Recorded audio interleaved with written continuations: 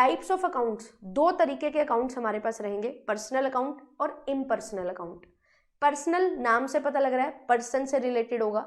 अब इसमें कौन सा पर्सन रिलेटेड होगा, क्या नेचुरल पर्सन रिलेटेड होगा या आर्टिफिशियल भी या रिप्रेजेंटेटिव भी, तीनों। अब ये है क्या, नेचुरल पर्सन क्या है, जैसे कि आपका अकाउंट है ना, Kunjal account, Asha's account, account Ayushi's account, natural personal account. Artificial personal account on the other hand, जो एग्जिस्ट नहीं करते हैं as a natural person but उनकी सेपरेट लीगल एंटिटी है, जैसे कि कंपनीज, बैंक अकाउंट, है ना, ये क्या है, ये आर्टिफिशियल पर्सनल अकाउंट है, एक पर्टिकुलर ऑर्गेनाइजेशन का अकाउंट, जेआरएफ अड्डा अकाउंट, है ना, तो वो क्या है, आर्टिफिशियल पर्सनल अकाउंट है।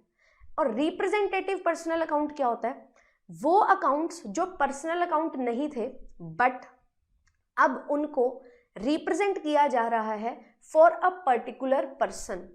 वेरी वेरी इंपॉर्टेंट, पेपर में इस बार यहीं से आया था क्वेश्चन। क्या होता है रिप्रेजेंटेटिव पर्सनल अकाउंट, जो अकाउंट इनिशियली पर्सनल अकाउंट का पार्ट नहीं था बट उस पर्टिकुलर अकाउंट ने जब रिप्रेजेंट किया एक पर्टिकुलर पर्सन को, तब उसको हम पर्सनल अकाउंट बोलते हैं। मतलब क्या है इसका, एग्जाम्पल क्या है, एग्जाम्पल है जैसे कि आपकी ऑर्गेनाइजेशन में एम्प्लॉयज हैं, आपकी ऑर्गेनाइजेशन में एम्प्लॉयज हैं, आप इनको सैलरी देते हो, है ना। अब आपकी ऑर्गेनाइजेशन में 100 एम्प्लॉयज हैं, 100 एम्प्लॉयज को जो आपने सैलरी दी, ये सैलरी जो होती है ये क्या है, ये एक एक्सपेंस है, एक कंपनी के लिए एक्सपेंस है। तो ये एक्सपेंसेस जो हैं वो जाते हैं नॉमिनल अकाउंट में। ये कहाँ जाते हैं, नॉमिनल अकाउंट में। पर याद रखना, पर अगर ये सैलरी को मैं बोलूं कि एक व्यक्ति है राम, उसकी सैलरी जो है वो हमारी ड्यू हो चुकी है पर हमने पे नहीं की है, मतलब आउटस्टैंडिंग सैलरी है। आउटस्टैंडिंग का मतलब कि बाहर खड़ी हुई सैलरी नहीं है, आउटस्टैंडिंग मीन्स कि आपने एक सैलरी जो पे करनी थी, जो ड्यू हो चुकी है, आप उसको नहीं पे कर रहे हो। इट मीन्स आपकी ऑब्लिगेशन अराइज हो चुकी है but you haven't paid the salary to the particular person. अब ये जो आउटस्टैंडिंग सैलरी अकाउंट हमारा खाता होगा ना, this account will be termed as representative personal account. ये हमारा रिप्रेजेंटेटिव पर्सनल अकाउंट बन जाएगा। क्यों, क्योंकि ये एक पर्सन को रिप्रेजेंट कर रहा है।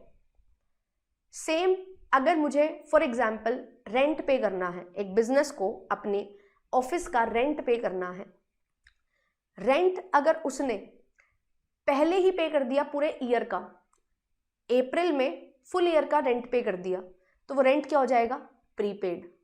ये रेंट क्या हो गया, प्रीपेड। तो ये जो प्रीपेड रेंट है फॉर दैट पर्टिकुलर बिल्डिंग जिसका आप रेंट पे कर रहे हो, है ना, तो ये जो है ये भी क्या हो जाएगा, ये भी रिप्रेजेंटेटिव पर्सनल अकाउंट बन जाएगा। अब ये बात थी खर्चों की कि हमने पहले ही खर्चा पे कर दिया या खर्चा नहीं पे किया जब वो ड्यू हो चुका है।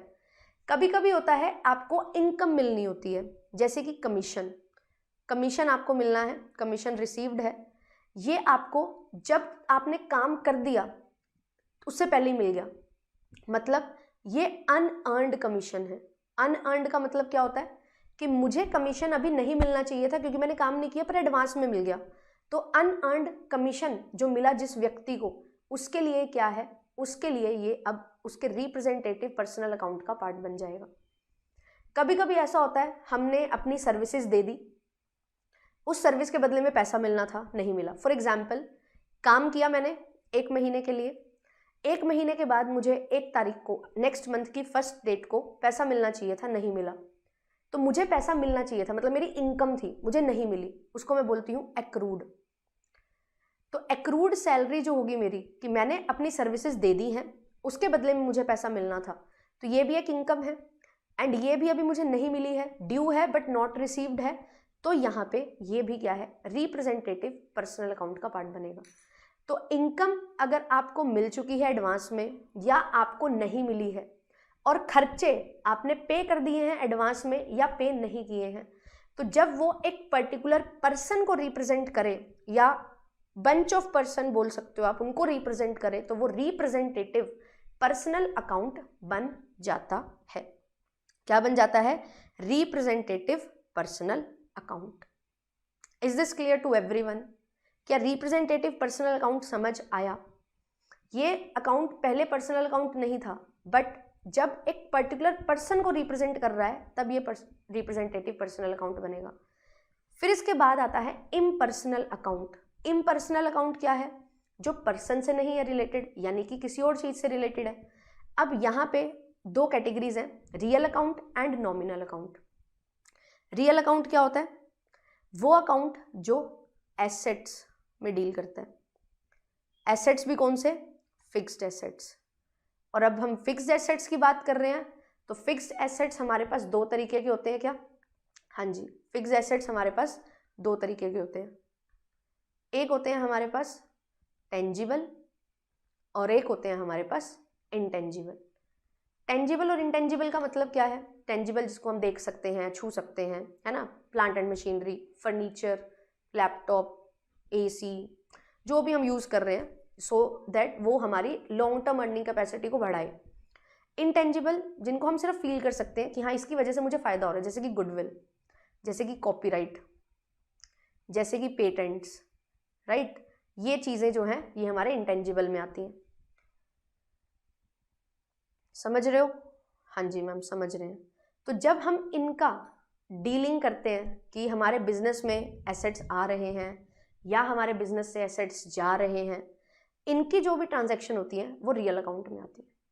वो किस में आती है? रियल अकाउंट में। देन इसके बाद आता है हमारा नॉमिनल अकाउंट। और नॉमिनल अकाउंट क्या बात करता है? ये बात करता है expenses, losses, incomes and gains की। जो भी मेरे खर्चे हैं, जो भी मेरी कमाई है, कमीशन के थ्रू हो गया, रेंट, सैलरी अगर मुझे मिल रहा है, अगर मैं पे कर रही हूँ तो वो खर्चे हो जाएंगे। मैंने कोई फिक्स एसेट्स को बेचा, उसमें मुझे प्रॉफिट हो गया, गेन हो गया, नॉमिनल में आएगा।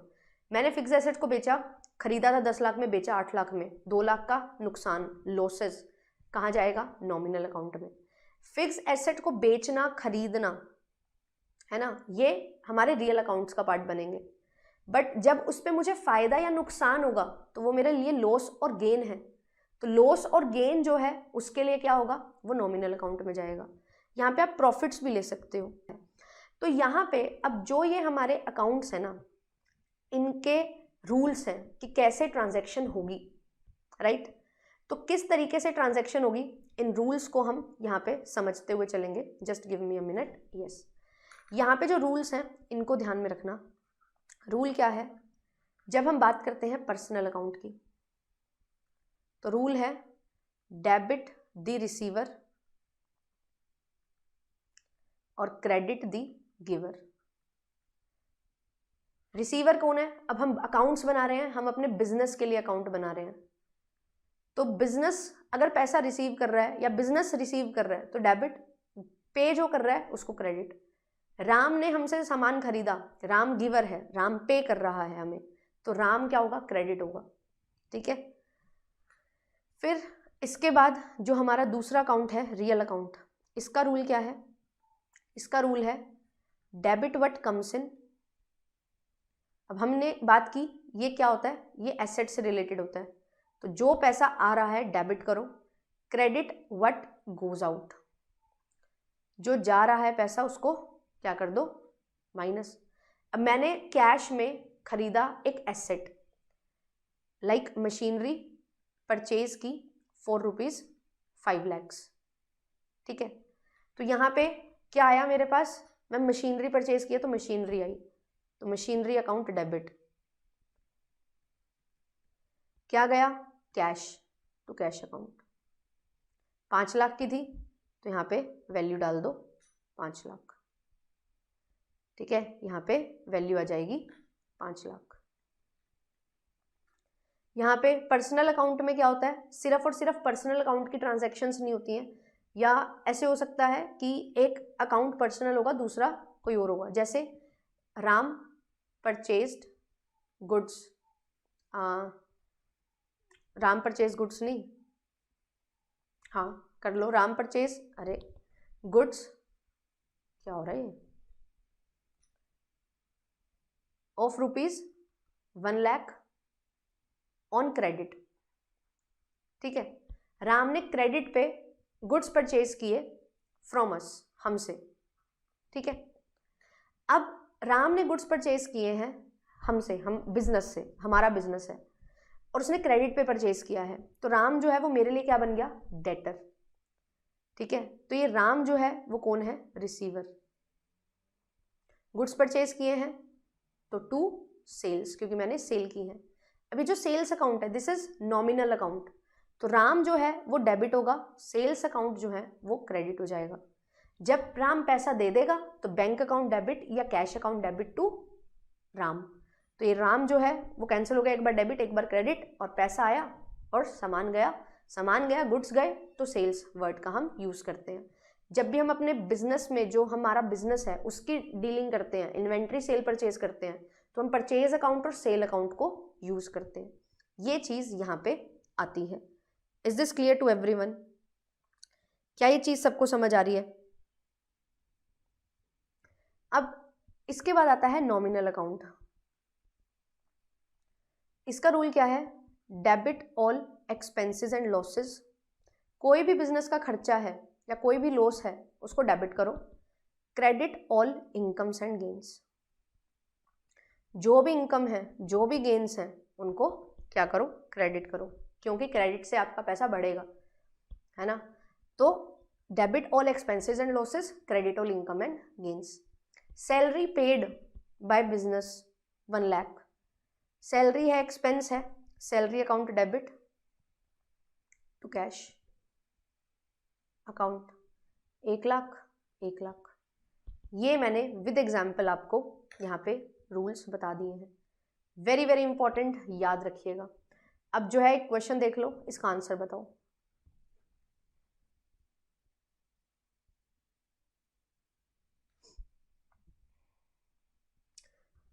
जो वर्ड होता है प्रीपेड और आउटस्टैंडिंग, ये यूज होता है एक्सपेंसेस के साथ, एंड जो वर्ड होता है एक्रूड एंड अनअर्न्ड, ये यूज होता है इनकम्स के साथ।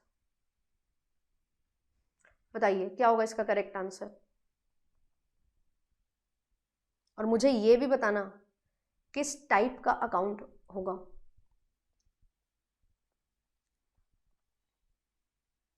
अगर ओनली इंश्योरेंस होगा मैम, तो इंश्योरेंस क्या है, खर्चा है, एक बिजनेस के लिए खर्चा है, और खर्चे कहाँ जाते हैं, नॉमिनल अकाउंट में, तो ये क्या बन जाएगा, नॉमिनल अकाउंट।